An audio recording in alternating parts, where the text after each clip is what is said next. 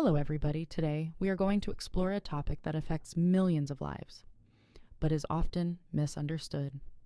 To understand this properly, we first need to talk about what people often call honor-based cultures, sometimes historically referred to as Oriental societies. The word Oriental comes from the word Orient, meaning East. It is a European term, used mainly in German, French, and English history. It is not a term people from these regions usually use for themselves today. An important note, in modern usage, Oriental is considered outdated and sometimes offensive, especially when referring to people today. That's why today we usually say Middle East, West Asia, North Africa, or simply use specific country names. So which regions are we talking about? The Middle East and the Levant. Countries like Syria, Lebanon, Jordan, Palestine, Iraq. The Arabian Peninsula, Saudi Arabia, Qatar, Kuwait, Yemen, Oman. North Africa, Egypt, Libya, Algeria, Morocco. And sometimes, in a broader cultural sense, Turkey, Iran, Afghanistan, and Pakistan. These regions are not all the same, but they share historical experiences, cultural patterns, and social structures. Historical roots. These regions were home to some of the world's oldest civilizations: Mesopotamia, ancient Egypt, Levantine kingdoms. For centuries, they were centers of trade, science, philosophy, and religion long before modern Europe. Empires shaped social psychology: the Persian Empire, Roman and Byzantine rule, Islamic caliphates, the Ottoman Empire. Power, hierarchy, honor, lineage, and reputation became central values. European observers later romanticized this and called it Oriental grandeur. Core cultural patterns, general not absolute. Strong family structure. Family over individual decisions often involve parents and elders. Honor, reputation, and faith mattered deeply. Social status, education, wealth, and family name are important. Hospitality is a major value. Generosity is a source of pride. How do people think in these systems? Collective thinking. What will people say? Long memory of history and injustice. Emotional expressiveness. Strong identity tied to family, religion, and community. Benefits of these cultural systems. Strong family bonds.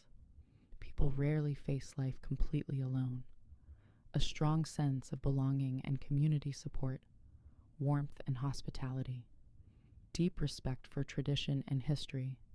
Disadvantages: social pressure, constant judgment, fear of gossip, and public opinion can be overwhelming. Limited individual freedom, especially for women and youth. Status obsession leading to pressure, debt, and hypocrisy. Resistance to change.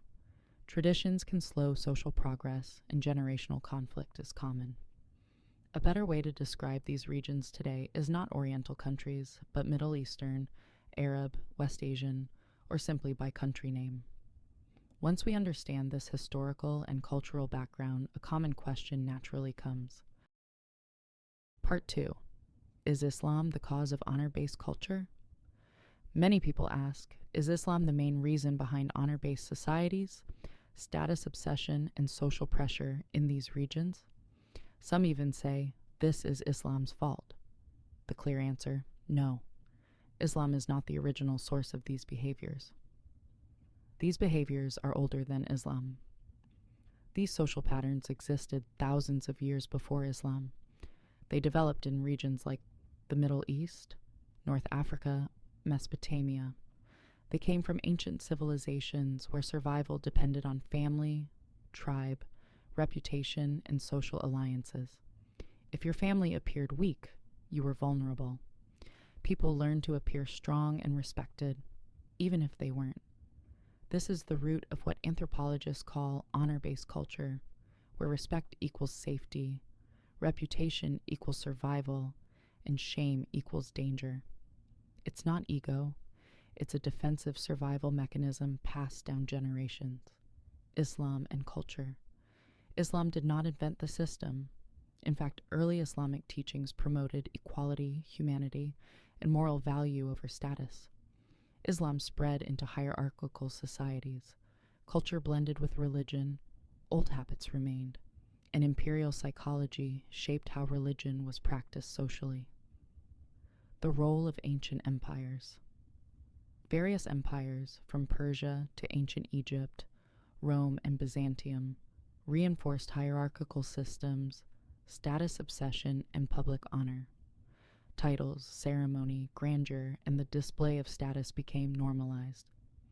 Appearance and social performance often mattered more than daily life. These empires did not create the mindset, but they shaped and reinforced it. Status obsession and trauma-based behavior. Centuries of instability, wars, invasions, collapsing states, and poverty created a psychology where, if I don't look successful, I will be crushed. As a result, people often choose careers for prestige rather than passion, marry for security rather than compatibility, present themselves as more successful than reality allows. This is trauma-based behavior, not vanity. Family as insurance. Family influence grew because the state was unreliable, law inconsistent, and welfare systems didn't exist. Family became your insurance. Marriage became an economic strategy. Children became social capital, and alliances were all survival strategies. Even practices like high marriage expectations or financial demands often came from fear and protection, not greed. Modern maladaptive behavior. Today, these inherited survival strategies can become self-destructive, living for appearance, staying in unhappy marriages, suppressing identity, constant comparison, and anxiety. What once helped people survive empires and chaos can now block authentic living, mental health, and real success. Understanding the deep historical origins of these behaviors is the first step toward change. Islam did not invent honor-based culture. It inherited it from societies shaped by centuries of survival, hierarchy, and instability. So if these systems weren't created by religion alone, the next question becomes, who did they affect most? Part 3. How this culture influenced women. In many historical Middle Eastern and North African societies, life was unstable. Wars, raids, famine, and weak law enforcement made women extremely vulnerable. To protect women, societies developed a logic.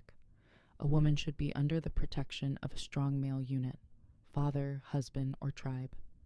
This system was originally about survival, not oppression. Over time, however, protection gradually became control. In honor-based societies, a man's honor was tied to his public strength. A woman's honor was tied to sexual reputation. Why? Because property and lineage passed through men, so certainty of paternity mattered. A woman's body became a symbol of family purity. Her behavior was carefully monitored, mistakes punished more severely, and shame affected the entire family. Marriage and status. Marriage often became a strategy for economic security, social alliances, and reputation management. Families prioritize wealth, social standing, education, and family name over love or personal growth. As a result, women were often pushed to marry early, expected to remain in marriages that looked socially advantageous. This system created deep psychological costs. Many women experienced constant self-monitoring, anxiety and guilt for wanting independence, depression, anger, or identity conflict. Education was encouraged in some cases, but often conditionally. Women could study or work only if it did not challenge male authority. Enhanced marriage prospects, preserved family image. In these cases, education became more of a prestige ornament than a path to liberation. Religion versus culture. Religion is often blamed for restrictions on women, but in reality, many rules come from cultural practices, not religious texts. The same religion is interpreted differently in different countries. Cultural shame mechanisms are often stronger than religious rules. Religion was sometimes used to justify pre-existing cultural fears. Resistance and change. Women have resisted in various ways. Quietly, delaying marriage, choosing careers, setting emotional boundaries. Openly, activism, migration, challenging traditional marriage norms. Resistance comes with costs, guilt, loneliness, and family conflict. Today, we see change. More women are choosing partners freely. Families are rethinking honor. Younger generations prioritize mental health and economic independence. Power dynamics are slowly shifting. However, change is uneven. In war-torn regions, unstable economies make economic independence difficult, so traditional mindsets persist longer. Women as cultural pillars. Historically, women have been the emotional backbone of families, stabilizers of communities, and carriers of cultural memory. Yet they were rarely allowed to define themselves safely or fully. They were expected to be strong, moral, patient, and beautiful all at once. Many women today are not rebelling against culture. They are outgrowing a survival system that has expired. Part 4. How this culture affected men. In ancient honor-based societies, men were expected to protect the family, provide materially, defend honor, and lead publicly. In unstable environments, wars, raids, economic uncertainty, this role made sense. Over time, however, responsibility became identity. The belief formed, if I fail in this role, I am not a man. That belief sits at the root of many male struggles today. Men as roles, not humans. Men came to be valued primarily for strength, income, authority, reputation, not for emotional intelligence, vulnerability, or self-discovery. From an early age, many men learned, your feelings are irrelevant. Your function is everything. This created what can be described as emotional amputation, status anxiety, and shame. Because a man's success reflected family pride and his failure brought family shame, many men lived under constant pressure. This led to obsessive comparison, status anxiety, chasing titles, money, and symbols of success. Many men don't pursue luxury out of desire, but out of a need to escape shame. In these cultures, failure is not neutral. A struggling woman is protected.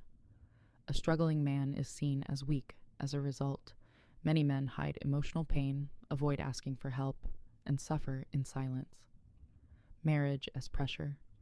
Men were often expected to marry early, provide fully, never lose authority. Many entered marriage emotionally unprepared, driven by expectation rather than readiness. Marriage became less a partnership and more a performance, a pressure system.